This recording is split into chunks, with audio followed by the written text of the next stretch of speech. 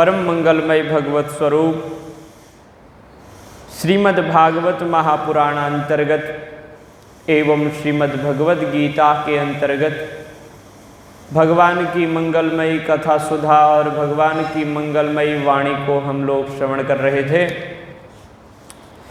आइए श्रीमद् भगवद गीता में प्रवेश करने से पहले भगवान की मंगलमयी प्रार्थना कर लेते हैं।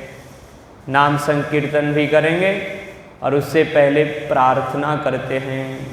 प्रार्थना में बहुत बड़ी शक्ति होती है। प्रार्थना में ऐसी शक्ति होती है जो भगवान से मिला देने का काम करती है। भगवान मेरी नैया उस पार लगा देना, भगवान मेरी नैया उस पार लगा देना। सब गाओ माताओ। भगवान मेरी नैया उस पार लगा देना। अब तक तो निभाया है, आगे भी निभा लेना। अब तक तो निभाया, आगे भी निभा लेना। दल बल के साथ माया घेरे जो मुझे आकर, दल बल के साथ माया घेरे जो मुझे आकर, तुम देखते न रहना, झट आके बचा लेना। तुम देखते न रहना, झट आके बचा लेना। भगवान मेरी नैया उस पार लगा देना। भगवान मेरी नैया उस पार लगा देना। संभव है झंझटों में मैं तुमको भूल जाऊं, संभव है झंझटों में मैं तुमको भूल जाऊं। पर नाथ कहीं तुम भी मुझको न भुला देना। पर नाथ कहीं तुम भी मुझको न भुला देना।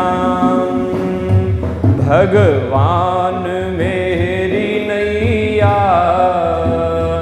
उस पार लगा देना।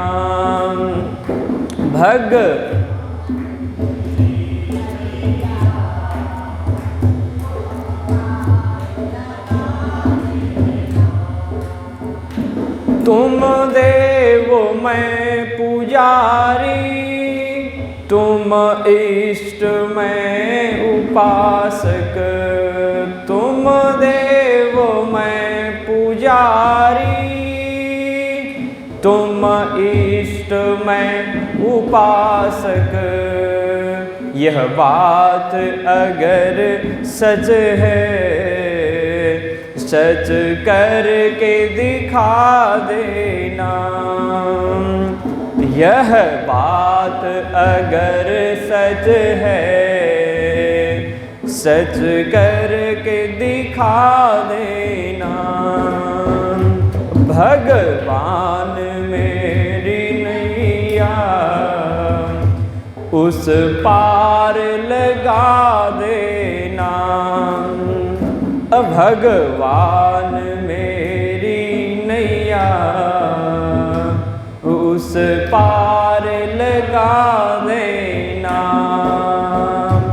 अब तक तो निभाया है, आगे भी निभा लेना।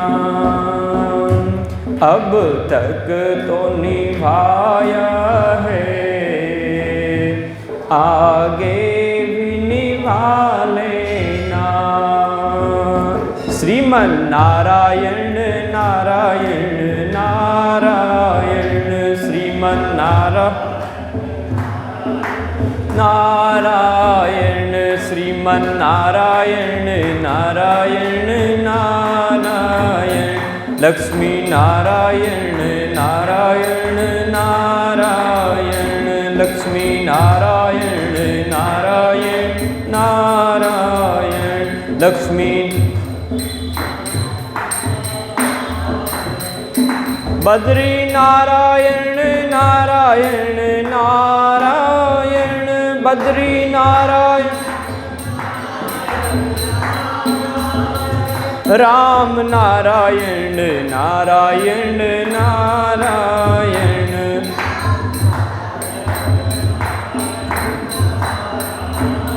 राम नारायण नारायण नारायण, कृष्ण नारायण नारायण नारायण, कृष्ण नारायण नारायण नारायण, नारायण नारायण नारायण, श्रीमन नारायण नारायण नारायण, श्रीमन नारायण नारायण,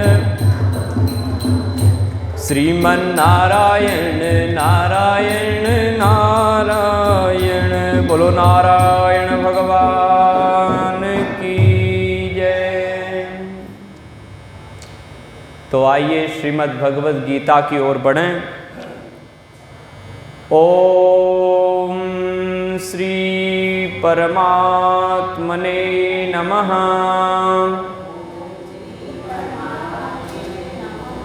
अथ चतुर्दशोऽध्यायः।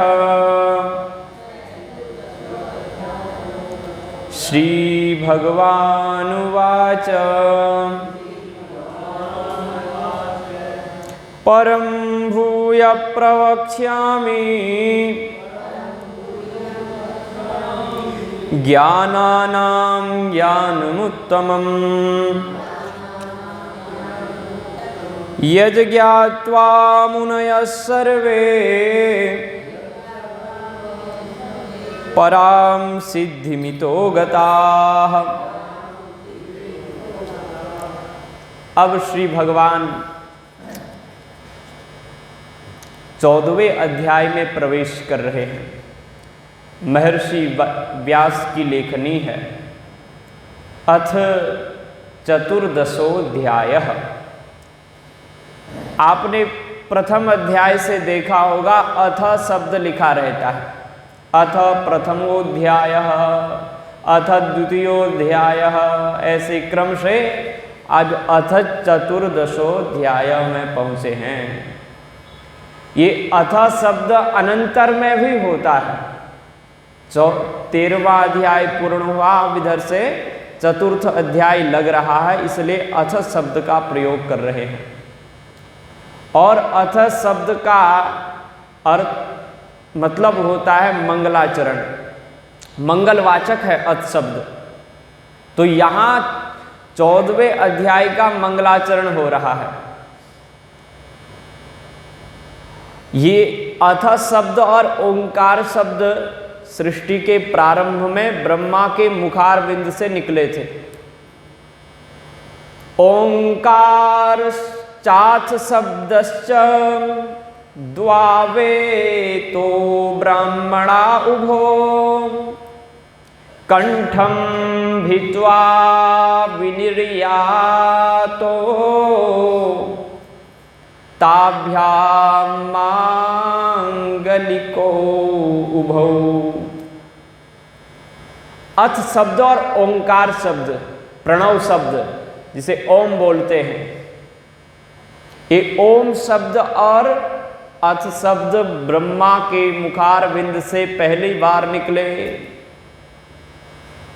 इसलिए कंठम भित्वा विनिर्यात, उनके कंठ से निकले ब्रह्मा के, इसलिए इनको मंगलवाचक कहा गया है।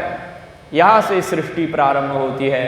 इसलिए कोई भी कार्यक्रम करना हो, हम यहाँ पे कथा कर रहे हैं तो आप लोग कुछ लेट आते हैं तो लंबा मंगलाचरण करना पड़ता है, नहीं तो अथ शब्द से भी मंगलाचरण हो जाता है। अथ शब्द बोलो, उसके बाद जो बोलना है प्रारंभ कर दो।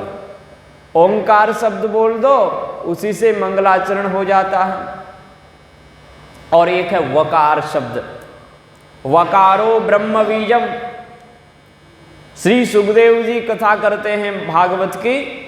परीक्षित ने प्रश्न पूछा तो परीक्षित घबरा रहे थे कि हम 7 दिन में मर जाएंगे, क्या उपाय होगा। तो सुखदेव जी ने सोचा कि अगर लंबा चौड़ा मंगलाचरण करेंगे तो क्या पता परीक्षित उठ करके चला जाए। इसलिए उन्होंने बहुत सूक्ष्म मंगलाचरण किया। वरीयानेस्ते प्रश्न कृतं लोकहितं नृपा। सुखदेव ने कहा वरीयानेस, तुम्हारा प्रश्न बड़ा श्रेष्ठ है, लोक कल्याण के लिए किया है। अब वरीयानेस में व आया ना पहले, तो वकारो ब्रह्म बीजम, वकार एकमात्र अक्षर से सुखदेव ने मंगलाचरण कर दिया। और वकार से मंगलाचरण महर्षि पाणिनि भी कर रहे हैं। महर्षि पाणिनि ने अष्टाध्यायी सूत्र लिखे व्याकरण के, तो वृद्धिरादेश सूत्र लिखा, पहला सूत्र वृद्धिरादेश, वकार से वहां उन्होंने भी मंगलाचरण किया। और गोस्वामी जी भी वकार से ही मंगलाचरण कर रहे हैं रामचरितमानस का। वर्णानाम अर्थ संगानाम रसानाम छंदसामपि मंगलानाम च कर्तारो वंदे वाणी विनायको। वर्णानाम सबसे पहला कौन सा अक्षर है? वकार। और कालिदास भी रघुवंश जब लिखते हैं तो क्या लिखते हैं? वागर्था विव संपृक्तो वागर्थ प्रतिपत्तये जगतः पितरो वंदे पार्वती परमेश्वरो। वो भी कहते हैं वागर्था भी, वकार से मंगलाचरण कर रहे हैं। और आपने महाभारत में विष्णु सहस्त्र नाम पढ़ा होगा। विष्णु सहस्त्र नाम श्री भीष्म पितामह प्रारंभ कर रहे हैं। विश्वम विष्णु वषट्कारो भूत भव्य, यहां से प्रारंभ करते हैं। विष्णुर विश्वम विष्णु वषट्कारो, वकार से वहां से विश्व, विश्व में वकार है सबसे पहले। तो ये छोटी छोटी बातें हैं, जीवन में बड़ी काम आने वाली हैं। वकार बहुत लंबा चलन समय नहीं है, तो वकार से बोलो, अथ बोलो, ओंकार बोलो, ये मंगलवाचक है। यात्रा भी करो तो ओम ओम का जप कर लो, ओंकार का जप करो, अथ का जप करो। ये सब मंत्र हैं और मंगल प्रदान करने वाले हैं। तो अथ चतुर्दशो अध्याय श्री भगवान वाच। ये श्रीमद् भगवद गीता को स्वयं श्री भगवान कह रहे हैं। श्री भगवान वाच। और भगवान कौन होते हैं? जिसमें भग होते हैं। भग इति अस्ति भगवान, भग अस्मिन अस्ति इति भगवान, जिसमें ये भग विद्यमान हो। भग होते हैं 6। ऐश्वर्यस्य समग्रस्य धर्मस्य यशस्श्रियः ज्ञान वैराग्योश्चैव षड्नाम भग इति नृणाम। षड्नाम इति भगवान, ये जो 6 भग जिसमें विद्यमान हैं उसको भगवान कहा जाता है, जिसमें समग्र ऐश्वर्य हो। समग्र का मतलब संपूर्ण ऐश्वर्य। ऐश्वर्यस्य समग्रस्य धर्मस्य, जिसमें संपूर्ण धर्म हो, जो धर्म का मूर्तिमान स्वरूप हो। और भगवान धर्म के मूर्तिमान स्वरूप है। रामः विग्रहवान धर्मः, और धर्म के प्रभु भी भगवान ही हैं। और वो धर्म हमारे जीवन में कैसे आएगा उसको भी समझ लो। आचार प्रभो धर्मः, हमारा आचरण ठीक हो जाएगा तो जीवन में धर्म आ जाएगा। आचार प्रभो धर्मः धर्मस्य प्रभुरच्युतः, धर्म के प्रभु शासक भी भगवान ही हैं। तो भगवान धर्म के स्वरूप भी हैं। संपूर्ण धर्म श्री भगवान में विद्यमान है। धर्मस्य यशसः, संपूर्ण यश भगवान का ही है। सारे जगत में, विश्व ब्रह्मांड में, कण कण में भगवान की सत्ता विद्यमान है। सर्वत्र उन्हीं का यश है। ऐसा यश किसका हो सकता है? हरि अनंत हरि कथा अनंता, हरि अनंत है, उनकी कथा गाथा, उनका यश पवित्र यश अनंत है। अनेक मुनिजन निरंतर गाते रहते हैं। नारद शेष महेश विधि आगम निगम पुराण, नेति नेति कही जास गुण, नेति नेति कही जास गुण, करहि निरंतर गान। निरंतर गान करते हैं लेकिन उस यश का पार नहीं पा पाते। ऐसा अद्भुत यश है भगवान का। धर्मस्य यशस श्रियः, जिन लक्ष्मी को पाने के लिए लोग बड़ी बड़ी तपस्या करते हैं, आप लोग भी बड़ी बड़ी फैक्ट्रियां चलाते हैं, बहुत कुछ करते हैं कि और धनवान हो जाएं और लक्ष्मी हमारे पास आ जावे। फिर भी लक्ष्मी आ जाएंगी तो कायम नहीं रह पाएंगी, आती रहती हैं जाती रहती हैं। कभी कभी तो लोग ही चले जाते, लक्ष्मी पड़ी रह जाती है। तो वही लक्ष्मी जिन लक्ष्मी का कृपा कटाक्ष पाने के लिए स्वयं ब्रह्मा भी तरसते हैं, देवता भी तरसते हैं, उन्हीं भगवान के चरणों में निरंतर ना चाहते हुए भी लक्ष्मी जी पड़ी रहती हैं। धर्मस्य यशस श्रियः ज्ञान वैराग्योश्चैव, भगवान का जैसा ज्ञान किसके पास होगा? ज्ञान का प्रमाण सारे ग्रंथ तो हैं ही। एक गीता कैसा ज्ञान है महाराज। इस गीता ज्ञान की व्याख्या करते करते हमारे पूर्वाचार्य थक गए, पार नहीं पा पाए। मैं तो एक छोटा सा बालक हूँ और वो भी इसलिए सुना रहा हूँ क्योंकि यहाँ का नियम ही ऐसा है, सुनाना पड़ेगा। इसलिए सब आपसे आशीर्वाद मांग करके मैं कुछ सुनाने का प्रयत्न कर रहा हूँ। तो भगवान का जैसा ज्ञान किसके पास होगा? बोले यस्य निश्वसितो वेदः, जिसकी निश्वास ही वेद है, जिसकी श्वासें ही वेद होगी। ज्ञान, वेद माने ज्ञान, जिसकी श्वास से ज्ञान निकलता है। और श्वास से ज्ञान निकलने का मतलब सहज ही ज्ञान। हमको तो प्रयत्न करना पड़ता है। जैसे सोए सोए रहते हैं ना, तो श्वास लेने में कोई प्रयत्न करना पड़ता है क्या? कोई प्रयत्न नहीं करना पड़ता। आप तो सोए हैं, आपको पता ही नहीं, फिर भी श्वास चल रहा है। ऐसे ही भगवान को पता नहीं चलता कब ज्ञान निकल रहा है। कैसा अद्भुत ज्ञान है भगवान का।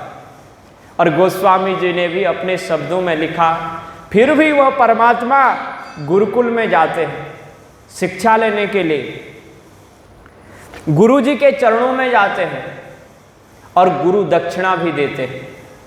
शिक्षा लेने के बाद में वह भगवान जिनके श्वासों से स्वयं ज्ञान निकलता है, वो गुरुदेव के चरणों में बैठ करके शिक्षा ग्रहण करते हैं और फिर उसके बाद गुरु दक्षिणा भी देते हैं। शिक्षा भी विनम्रता पूर्वक लेनी चाहिए और शिक्षा लेने के बाद में जो इच्छा हो, जितनी श्रद्धा हो, जितना सामर्थ्य हो, गुरु दक्षिणा अवश्य देना चाहिए। ये ज्ञान का सम्मान है, ये श्रद्धा का प्रतीक है, विश्वास का प्रतीक है दक्षिणा देना।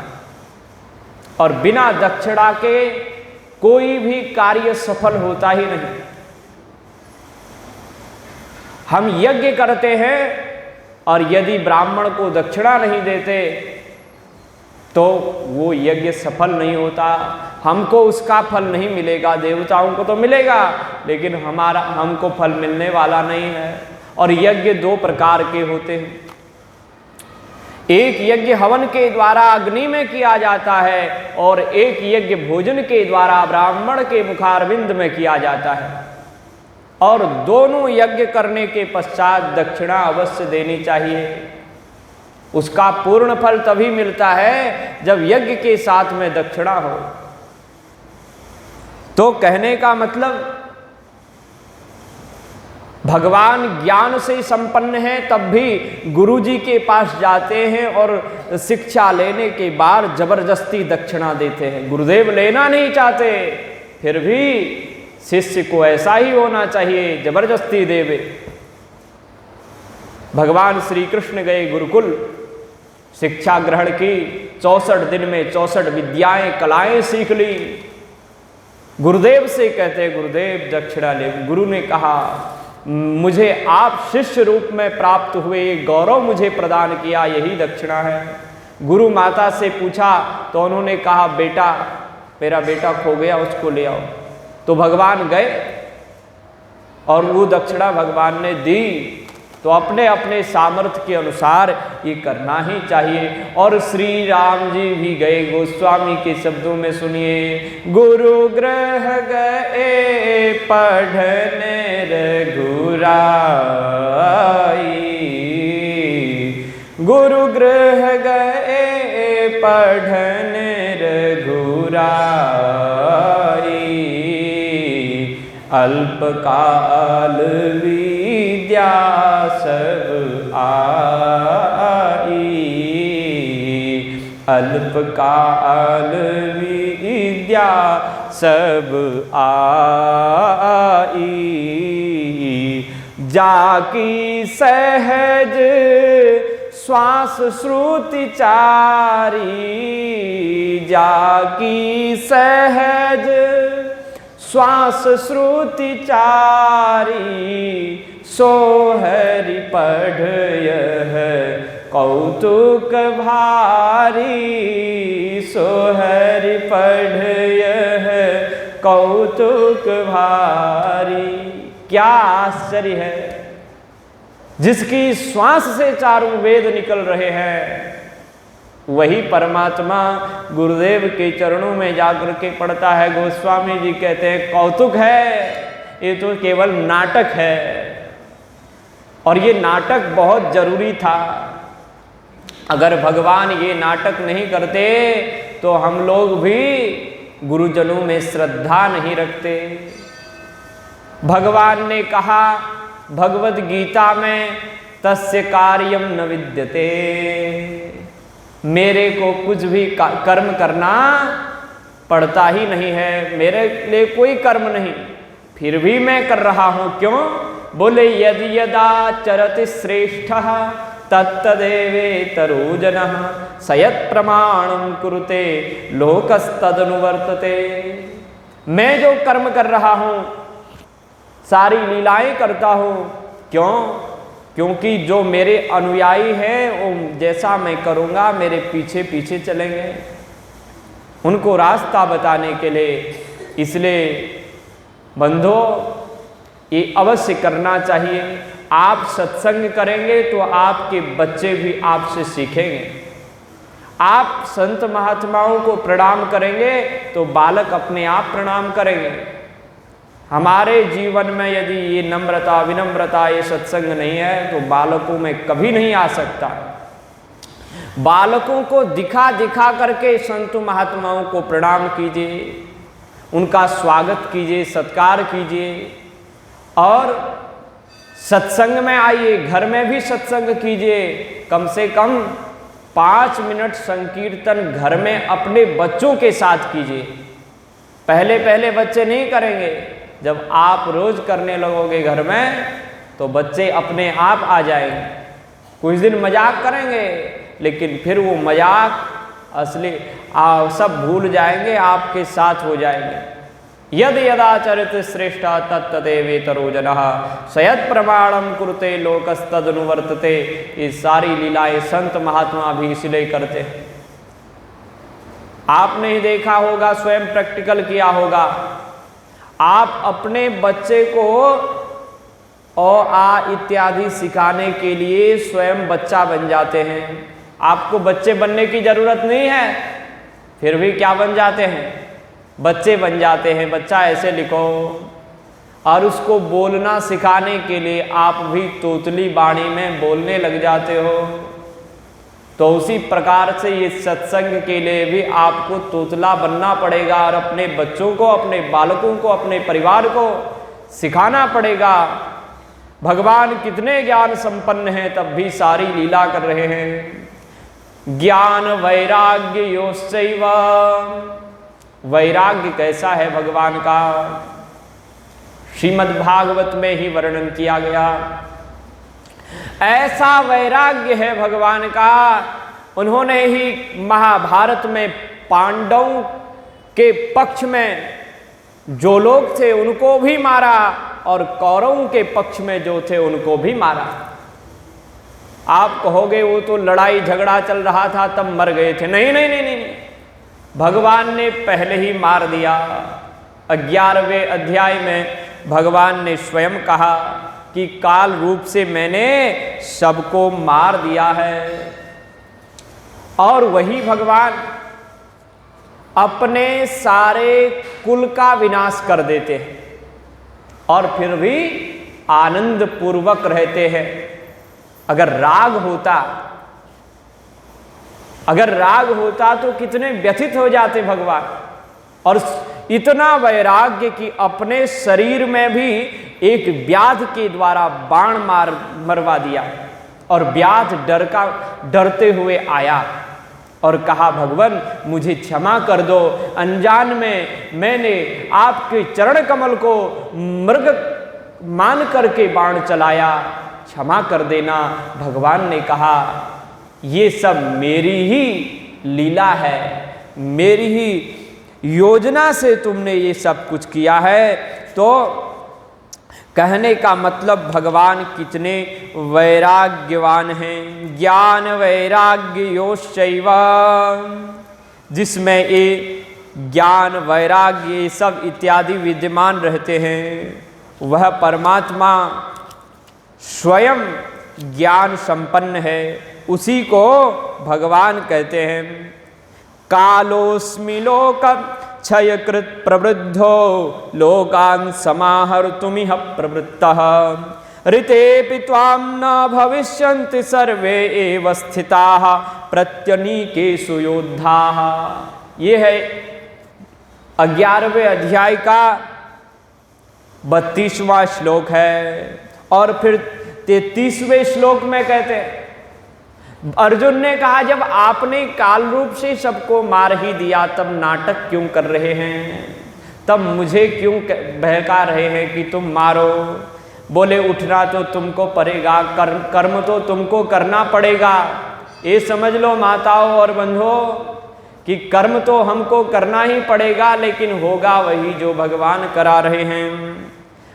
अर्जुन को कहते हैं, तस्मात् त्व उत्तिष्ठ यशो लभस्व। उठो अर्जुन, युद्ध करो, सबको मैंने मार दिया है और तुम्हारे बाणों से मरते हुए दिखेंगे तो तुमको यश मिलेगा।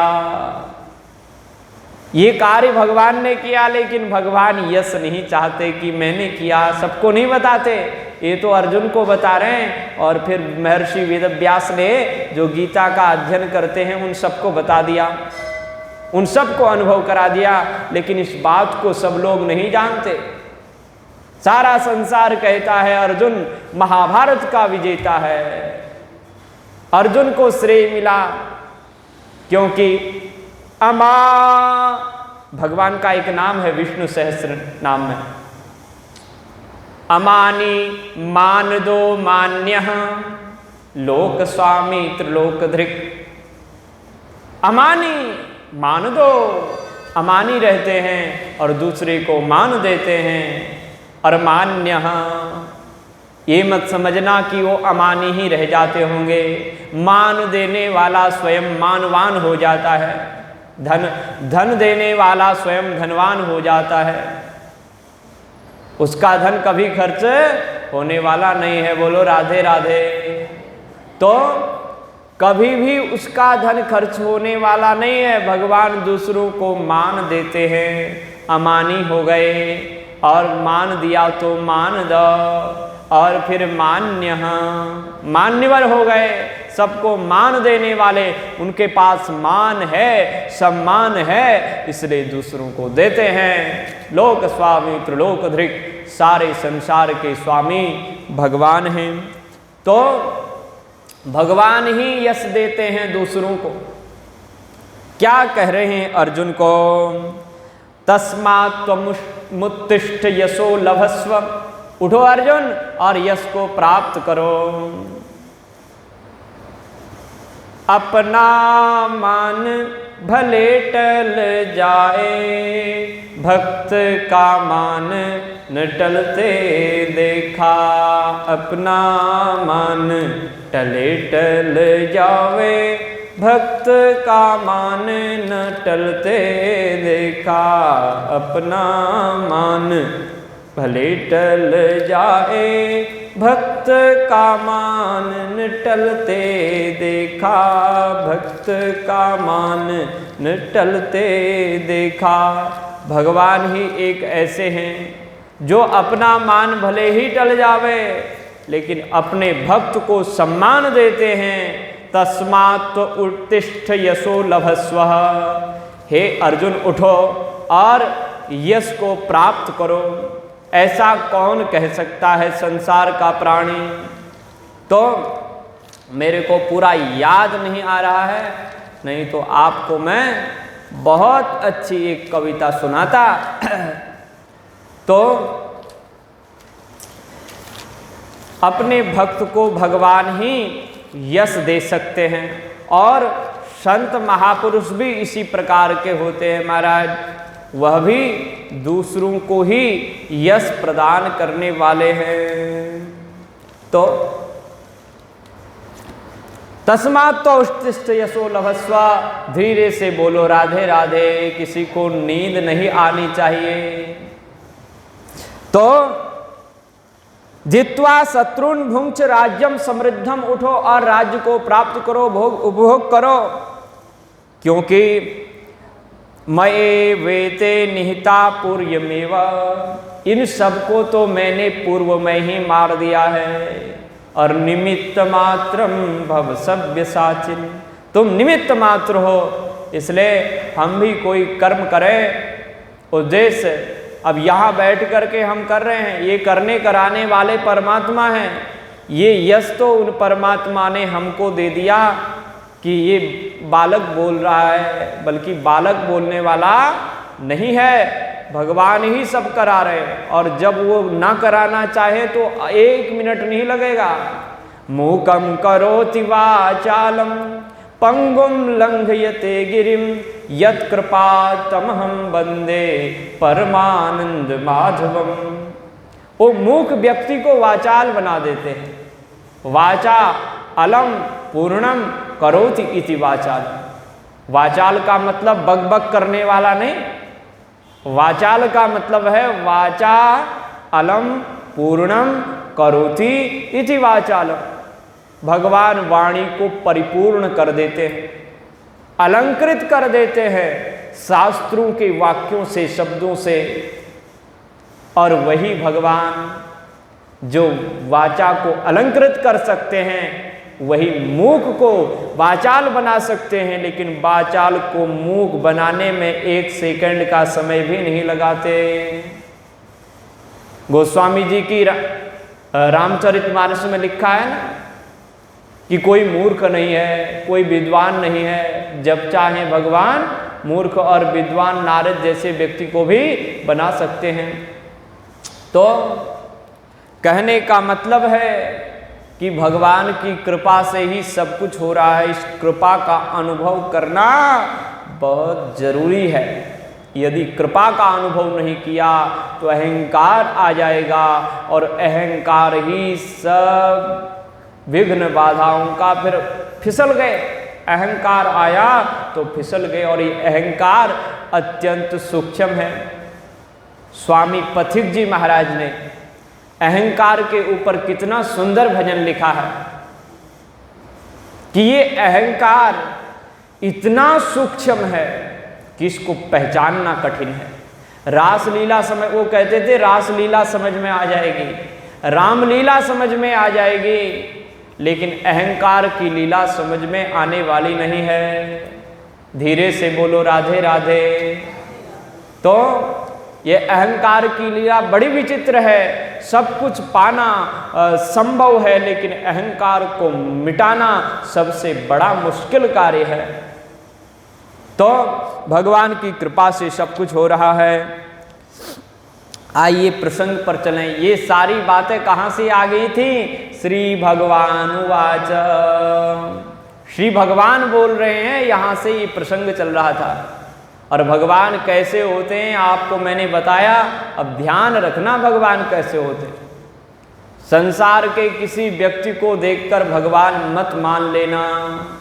भगवान केवल भगवान ही होते हैं।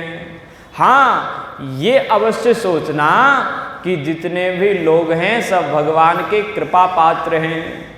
इन पर भगवान की कृपा है, दया है, करुणा है, अथवा ये दिव्य गुणों से युक्त है। ये बात सोचनी चाहिए।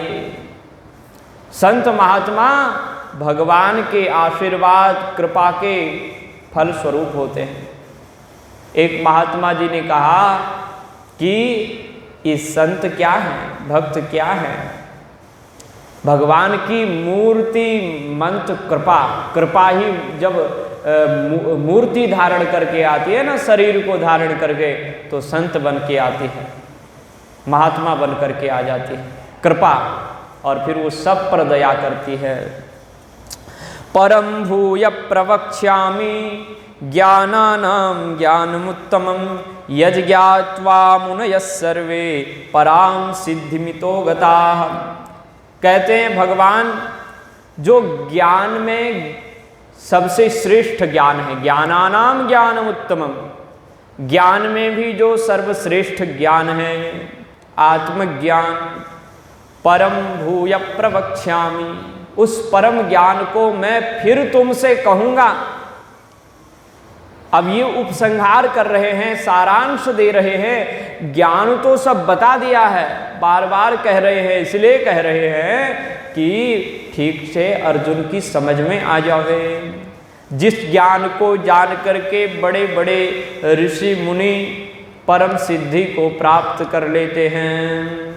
इदं ज्ञानमुपाश्रित्य, बोलो, इदं ज्ञानमुपाश्रित्य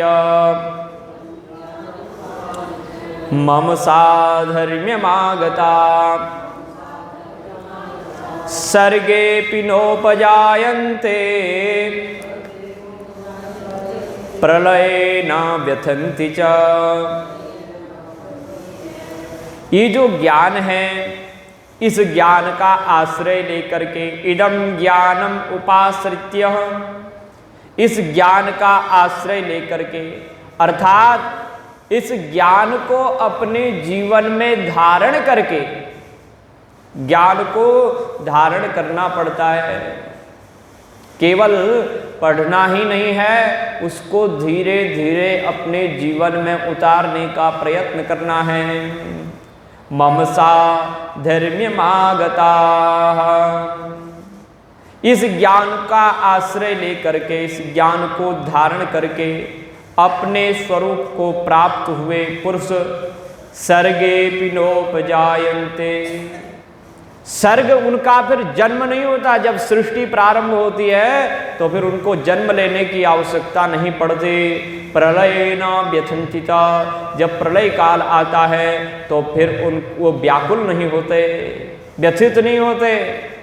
अगर उनको किसी कारणवश भगवान जन्म लेने के लिए भेजें, ये बात समझने की है, भगवान किसी व्यक्ति को जो भगवान को पा चुका है इस ज्ञान के द्वारा, जैसे पथिक जी महाराज हो गए, स्वामी विवेकानंद जी हो गए, शंकराचार्य भगवान हो गए, रामानुजाचार्य हो गए, माधवाचार्य हो गए, और राम सुखदास जी महाराज हो गए, अखंडानंद जी हो गए, डोंगरे जी महाराज हो गए, कहाँ तक गिनाएं, श्री करपात्री जी महाराज हो गए, जो ऐसे बड़े उच्च कोटि की विभूतियां हैं, इन्होंने भी, ये ज्ञानवान है, ज्ञान से संपन्न है, भगवान को पा चुके हैं, फिर भी इन्होंने जन्म लिया।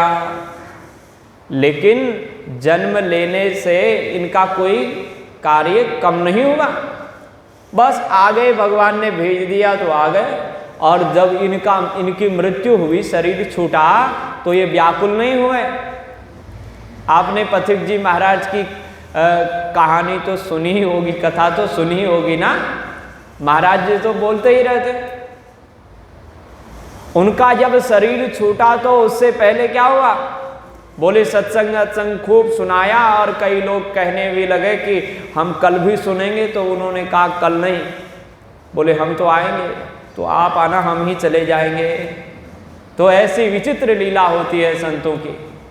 और वैसे ही स्वामी राम सुखदास जी महाराज ऋषिकेश के बहुत उच्च कोटि के संत थे। तो उनको कहा कि महाराज, अब हमको, एक बहुत बड़े मंत्री थे, वो बोले कि महाराज जी हमारे यहाँ चलिए, वहाँ पावन कर दीजिए घर को। उन्होंने कहा अब मैं कहीं जाने वाला नहीं हूँ, ऋषिकेश में गंगा जी के तट पर ही विद्यमान रहूँगा, भगवान श्रीहरि का भजन करूँगा। पता चल गया उनको कि शरीर छूटने वाला है, तो वहाँ से कहीं गए नहीं, वहीं विद्यमान रहे आनंद पूर्वक। तो जो महात्माओं की करनी है वो बड़ी विचित्र है। प्रलय न व्यथंति चह, जब उनका मृत्यु काल का समय आता है तो व्यथित नहीं होते। पितामह भीष्म मरण काल आया हुआ है, मंगल गीत गा रहे हैं, इतिमति। हे भगवान, ये जो मेरी मति है ये आपको स्वीकार हो। मरण का उत्सव बनाते हैं। यत्र मरण मंगलम, भक्त का तो मरण भी मंगल हो जाता है। आगे चलिए, मम यो निर्महद ब्रह्मा तस्मिन् गर्भं दधाम्यहम् संभवः सर्वभूतानां ततो भवति भारत। भगवान कह रहे हैं, हे अर्जुन, ये जो मेरी महद ब्रह्म रूप मूल प्रकृति संपूर्ण भूतों की योनि है, अर्थात गर्भाधान का स्थान है, और मैं उस योनि में चेतन समुदाय रूप गर्भ को स्थापित करता हूँ। उस जड़ चेतन के संयोग से सब भूतों की उत्पत्ति होती है। उत्पत्ति का क्रम श्रीमद् भागवत में वर्णन है। ये मूल प्रकृति और पुरुष परमात्मा, इनका गर्भाधान यही है कि ये एक दूसरे को देख लेते हैं, और देख लेने से संकल्प, देखना ही भगवान का क्या है, संकल्प। एको हम बहुश्यामः बहुश्याम प्रजाए, मैं एक से अधिक हो जाऊं, बहुत सारी प्रजा वाला हो जाऊं, ऐसा संकल्प भगवान जब लेते हैं तो उसी समय गुणों में क्षोभ हो जाता है। सत्व, रज और तम, ये प्रकृति के 3 गुण हैं, और ये तीनों गुण जब एक समान रहते हैं तो उस समय कोई सृष्टि नहीं होती, उसको साम्यावस्था बोलते हैं। और इनमें क्षोभ होता आता है तो विषमता आती है, तो सृष्टि प्रारंभ हो जाती है, और सारे अब जड़ हो गई प्रकृति, चेतन हो गए परमात्मा, इनके संयोग से सृष्टि प्रारंभ होने लगती है। संभव सर्वभूतानां ततो भवति भारत। तब कहते हैं, हे भारत, मैंने हे अर्जुन, भरत जी की याद दिलाते रहते हैं। हे भरत वंश में उत्पन्न भरत, हे भारत, हे परीक्षित, हे परीक्षित तो सुखदेव कहते हैं भागवत में, यहाँ अर्जुन को कह रहे हैं। तो आगे चलते हैं हम। सर्वयोनिषु कौन्तेय मूर्तयः सम्भवन्ति या तासां ब्रह्म महदयोनि रहम बीज प्रदपिताः। अब कुंती की याद दिला रहे हैं, हे कौन्तेय, हे अर्जुन, हे कुंती पुत्र, तो सर्व जितनी भी योनियां हैं और उन योनियों में जितने भी मूर्तयः, मूर्तया माने शरीरधारी प्राणी उत्पन्न होते हैं, तो तासाम ब्रह्म महद योनि रहम बीज प्रदपिता। योनि होने से प्रकृति तो उनकी माता हो जाती है, प्रकृति से पैदा होते हैं, और पुरुष तो केवल दृष्टा मात्र है, देखता है। परमात्मा तो देखता है, लेकिन वो देखने मात्र से क्या हो जाता है? पिता हो जाता है। त्वमेव माता च पिता त्वमेव, वही माता है, वही पिता है। जगता पितरो वंदे पार्वती परमेश्वरो, वही जगत के माता पिता हैं। तो भगवान कह रहे हैं तासाम ब्रह्म महद योनि रहम बीज प्रदपिता, मैं उनका पिता हूँ। तो आगे कहते हैं सत्वम रजस्तम इति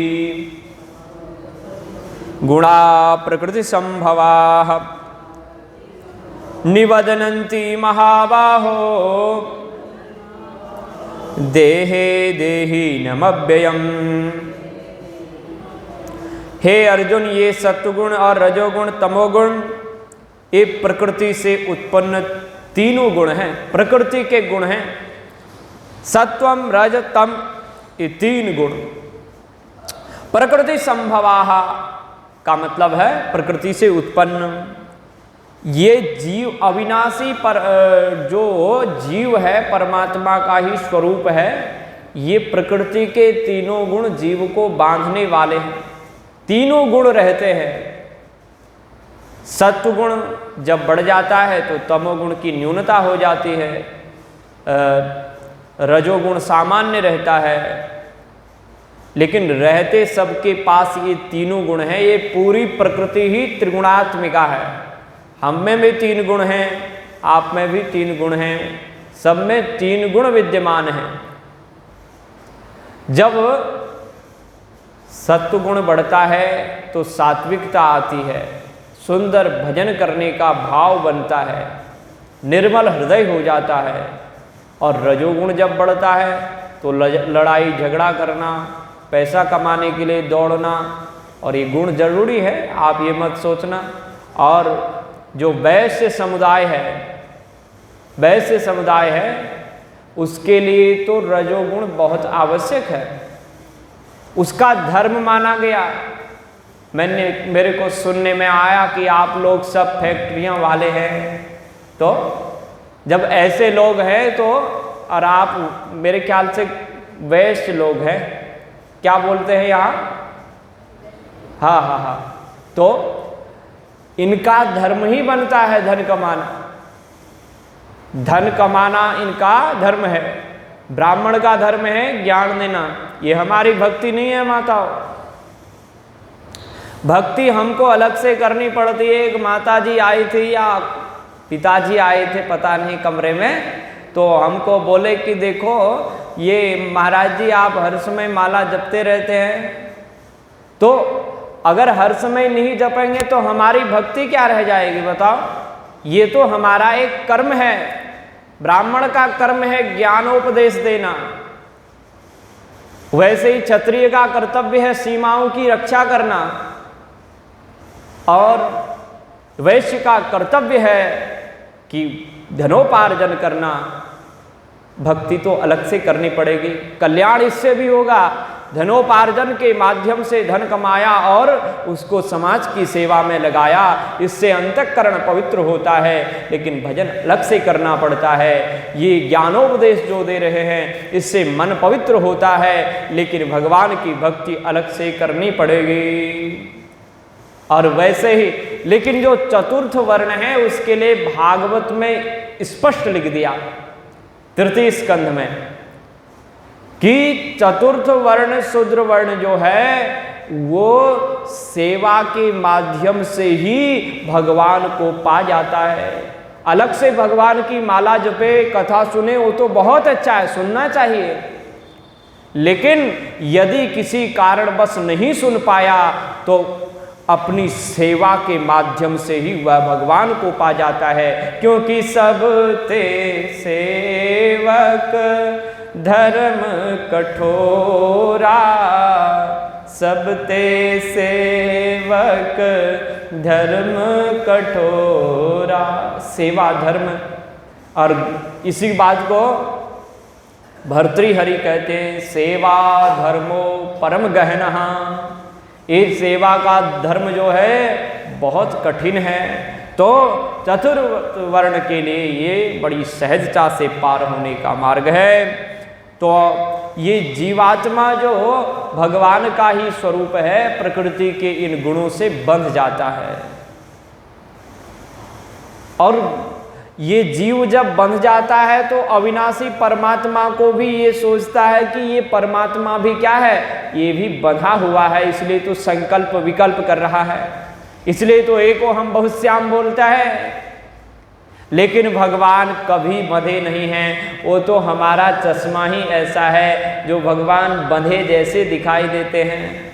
चश्मा जैसा पहन लो, और माया चश्मा बदलते रहती है, कभी रजोगुण का, कभी सत्वगुण का, कभी तमोगुण का, तो ये चश्मा बदलता रहता है। इस चश्मे में वो दोष है जो भगवान में दिखाई देता है। तो ऐसे करके ये गीता का हमने स्वाध्याय किया। मेरे ख्याल से 5 श्लोक हो गए। अब थोड़ी देर के लिए भागवत में गोता लगावें, ज़्यादा गोता नहीं लगावेंगे, केवल आचमन करेंगे, नहीं तो आप कहोगे हम तो पूरे डूब ही गए। बोलो राधे राधे। तो श्री सूत जी महाराज कथा सुना रहे थे, भागवत की बड़ी अद्भुत बात कही। किम ब्रूमो गर्जनम तस्य रे रे गर्जति गर्जति। ये गर्जना कौन कर रहा है? श्रीमद् भागवत की कथा कि मुक्ति ले लो, मुक्ति ले लो, मुक्ति ले लो। आपने देखा होगा जो बेचते हैं सामान ठेला में, तो कहते हैं अमुक वस्तु ले लो, बड़ी स्वादिष्ट है, बहुत अच्छी है, बहुत अच्छी है। वैसे ही भागवत भी कहती है कि यहाँ से मुक्ति ले लो, मुक्ति बहुत अच्छी है, भक्ति लेना चाहो भक्ति ले लो, ये सब कुछ देने को तैयार है। तो बड़ा आश्चर्य हुआ शौनकादि ऋषियों को ये कथानक सुन करके। उन्होंने कहा कि भैया बहुत अद्भुत महिमा है, इसका मतलब ये भागवत तो भगवान का ही स्वरूप है, कैसे है इसको बताओ।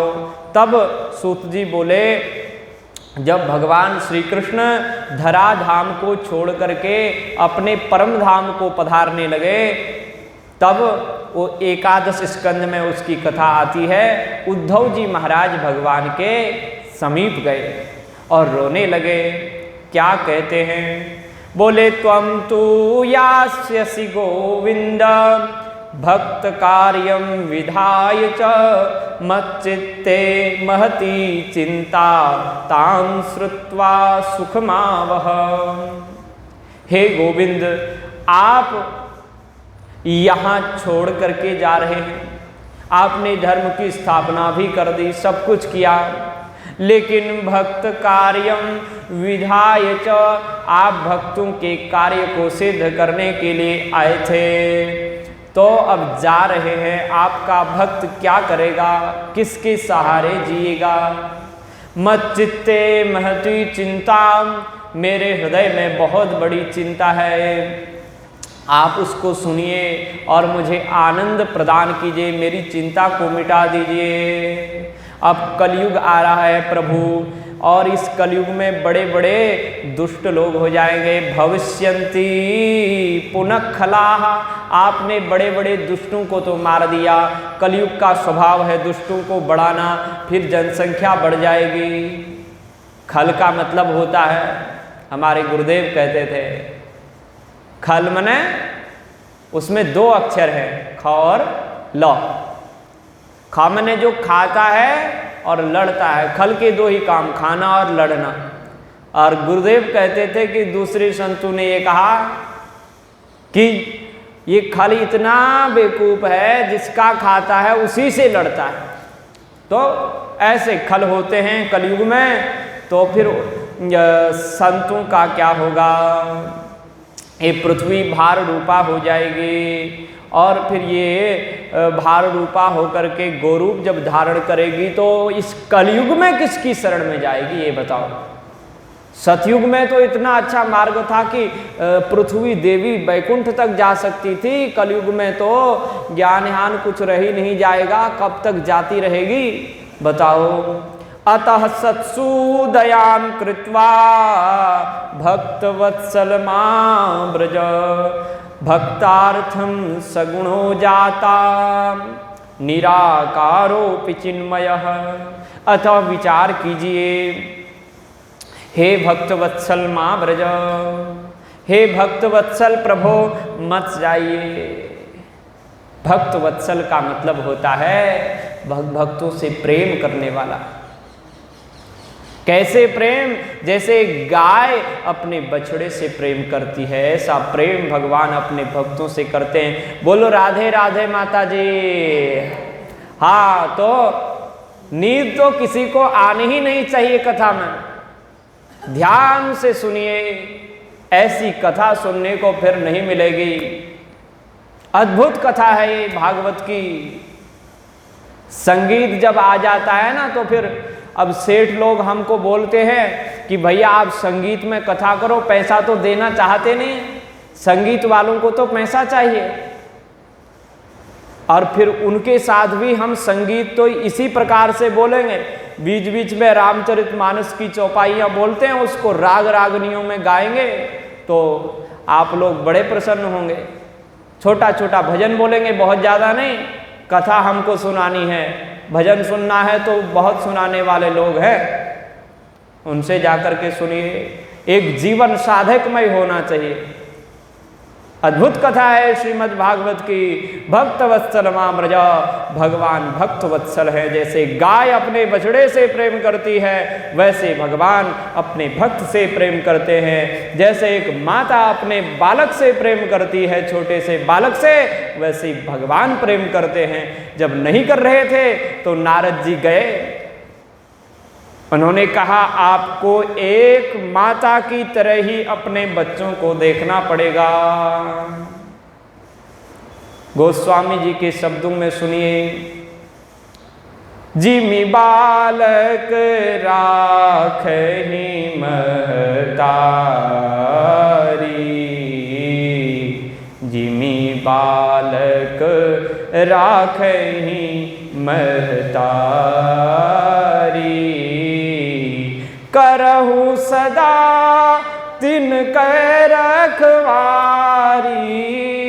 करहु सदा तिनकै रखवारी, जिमि बालक राखहि महतारी, जिमि बालक राखहि महतारी। जैसे छोटा सा बालक होता है, माता उसको संभालती है, हर प्रकार से माता उसका ध्यान रखती है, ऐसे ही भगवान अपने भक्त का ध्यान रखते हैं। करहु सदा तिनकै रखवारी, जिमि बालक राखहि महतारी। महतारी क्या करती है मेरे से ज्यादा तो आप लोग जानते होंगे। बालक कोई अपराध करेगा तो क्षमा कर देती है, और हर प्रकार से उसकी सुरक्षा करती है। आप माताएं हैं, मैं बालक, मैं आपको क्या बता सकता हूँ आपका वात्सल्य कैसा होता है। और यहाँ जो बंधु भाई लोग बैठे हुए हैं, वो सभी इस बात को जानते होंगे कि माता का प्रेम कैसा होता है, कि वो बालक भी हुए, वो पति भी हुए, और इस समय उनकी बहुएं हैं, और वो सब का उन्होंने पूरा जीवन देखा होगा। हम लोग आपको क्या बताएं इस बात में। तो भगवान कैसा प्रेम करते हैं। और कैसे भक्त के द्वारा दी हुई वस्तु से भगवान प्रेम करते हैं, कैसे उसको पाते हैं। एक श्लोक है, तुलसी दल मात्रेण जलस्य चुल्लकेन वा विक्रीणीते स्वमात्मानं भक्तेभ्य भक्तवत्सलः। ऐसे है भगवान, एक तुलसी का दल चढ़ा दो, उससे प्रसन्न, थोड़ा सा चुल्लू भर जल भगवान को चढ़ा दो, चुल्लू भर जल में मरो नहीं, भगवान को चढ़ाओ। तो लोग बोलते हैं ना, चुल्लू भर जल में मर जाओ, शर्म नहीं आती, भगवान की कथा नहीं सुनते तो चुल्लू भर जल में डूब करके मर जाओ। इसलिए चुल्लू भर जल के डूब करके मत भरो, जब चुल्लू भर हाथ में जल लो तो भगवान को प्रदान करो। महादेव शंकर का मंदिर है यहाँ पर, 2-3 मंदिर हैं, मुझे और भी मंदिर दिखाए लोगों ने। तो उन मंदिरों में जाकर के चुल्लू भर पानी चढ़ा दो, जल धारा से महादेव प्रसन्न हो जाते हैं। विक्रीणीते स्वमात्मानं भक्तेभ्य भक्तवत्सलः। आपने थोड़ा सा जल दिया, आपने एक तुलसी दल दिया भगवान को, भगवान आपको क्या देगा पता है? विक्रीणीते स्वमात्मानं। ऐसा भगवान कहाँ मिलेगा? है, अपने आप को बेच देगा, उस तुलसी दल के बदले वो आपको स्वयं दे देगा। ऐसे भगवान हैं। तो हे भक्त वत्सल, मत जाइए धराधाम को छोड़ करके, दया करो, कृपा करो। भक्तार्थम सगुणो जातो।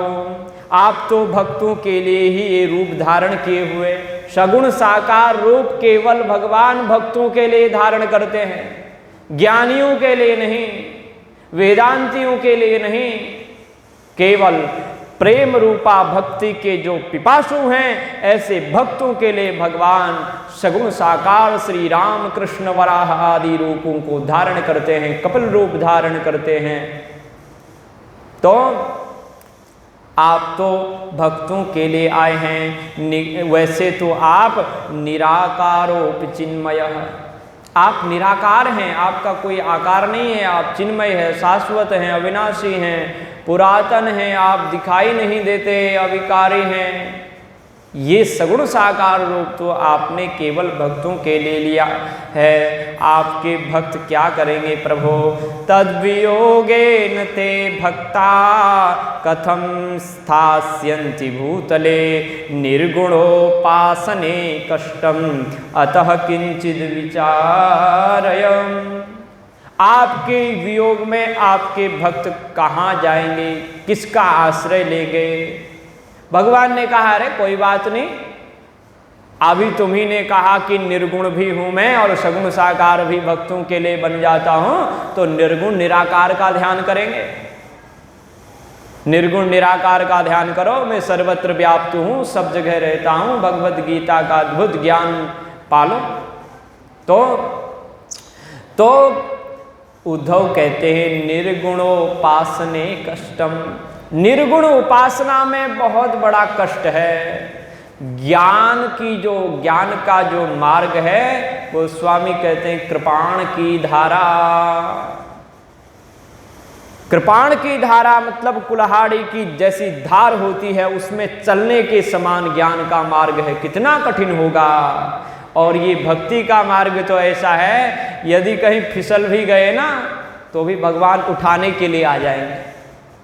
नीचे गिर जाओगे तो भगवान उठा लेंगे, क्योंकि जिमी मह राखही महतारी, जिमी बालक राखही महतारी। क्योंकि बालक फिसलता है तो उठाने का काम किसका रहता है? माता जी उठाएंगे। बालक तो फिसल गया, रोने लग जाएगा, उसका बालक का तो रोना ही बल होता है। माता स्वयं उठाती है। तो भगवान को कहा कि निर्गुण उपासना में बहुत कष्ट है प्रभु, इसलिए आप कुछ विचार कीजिए। भगवान ने विचार करने में देरी नहीं लगाई क्योंकि समय बहुत कम है। उन्होंने कहा कि भगवान विचार तो के, लेकिन विचार बहुत देर नहीं लगाई। भक्तावलंबनार्थाय किम विधेयम मयेति च, मुझे भक्तों का अवलंबन बनने के लिए अब क्या करना चाहिए। तो उसी समय महर्षि वेदव्यास जी ने जो श्रीमद् भागवत की कथा लिखी हुई थी, उसी कथा गंगा में भगवान प्रविष्ट हो गए। स्वकीयं यद भवेत् तेज तच्च भागवते दधात्, तिरोधाय प्रविष्टोऽयं श्रीमद्भागवतार्णवम्। अपने उस तेज को श्रीमद् भागवत रूपी ग्रंथ में रख दिया। बोलो भागवत भगवान की जय। और तिरोधाय प्रविष्टोयम, 1 मिनट लेंगे आपका माता जी, कोई भी चिंता की बात नहीं। तो और दूसरी बात ये समझनी, बहुत समझने की बात है, भक्तों के हृदय में भगवान बैठ गए। श्रीमद् भागवतार्णवम, भागवतों का जो अर्णव है, ये जठराग्नि, ये हृदय देश, इसमें भगवान बैठ गए भागवत रूपी समुद्र में। भागवत का मतलब भक्त भी होता है। ये पुस्तक रूपी भागवत में तो आए ही, भक्त रूपी भागवत के हृदय सागर में आ गए। और तिरोधाय प्रविष्टोयम श्रीमद्भागवतार्णवम्, और एक रूप से तिरोहित हो गए और अपना तेज भागवत में रख दिया। इसलिए तेनेयम वाङ्मयी मूर्ति प्रत्यक्षा वर्तते हरे, सेवना श्रवणात् पाठात दर्शनात् पापनाशनी। इसीलिए इस भागवत को वाङ्मयी मूर्ति कहा जाता है। ये भगवान की वाणीमयी शब्दमयी मूर्ति है। इसमें शब्द के रूप में भगवान विद्यमान हैं। जो काले काले अक्षर इसमें हैं वही भगवान श्री कृष्ण हैं। और जो गोरा गोरा सफ़ेद सफ़ेद कागज बना हुआ है, ये पूरा कागज ही श्री राधिका है, अथवा श्री राधिका इसका इन शब्दों के अर्थ के रूप में विद्यमान हैं। वागर्थाव संपृक्तो वागर्थ प्रतिपत्तये जगत पितरो वंदे पार्वती परमेश्वरो। अर्थ और शब्द के समान ये जगत के माता पिता जो राधा श्री कृष्ण हैं, ये ओतप्रोत रहते हैं। जो इस भागवत प्रत्यक्षा वर्तते हरे, इस भागवत के रूप में साक्षात श्री हरि विद्यमान हैं। जो इस भागवत का सेवन करता है, पाठ करता है, पठन करता है, दूसरों को पढ़ाता है, सुनाता है और श्रद्धा से सुनता है, तो सारे उसके पाप नष्ट हो जाते हैं। बोलो भक्तवत्सल भगवान की जय। श्री वृंदावन बिहारी लाल की जय। श्री सुखदेव भगवान की जय। महर्षि वेदव्यास भगवान की जय। अब बड़े भाव से भगवान का नाम संकीर्तन कीजिए। श्री राम जय राम जय जय राम।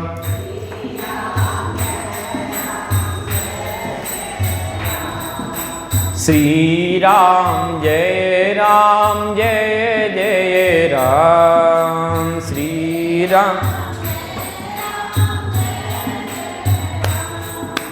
श्री राम जय राम जय जय राम। श्री राम जय राम जय जय राम। मधुर मधुर नाम सीताराम सीताराम। मधुर मधुर नाम सीताराम। राधे श्याम सीताराम सीताराम।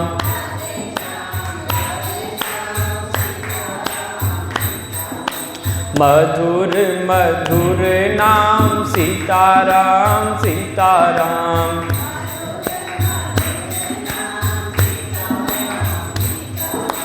मधुर मधुर नाम राधा श्याम।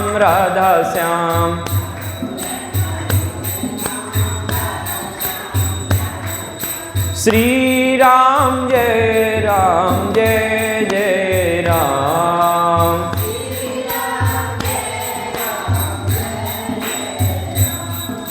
श्री राम जय जय जय राम।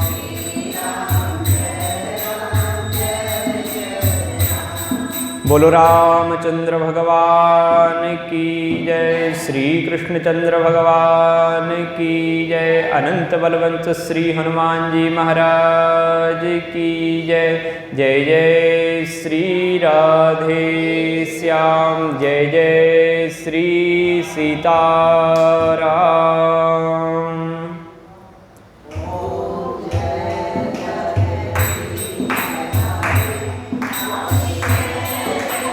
दिस हरे संकट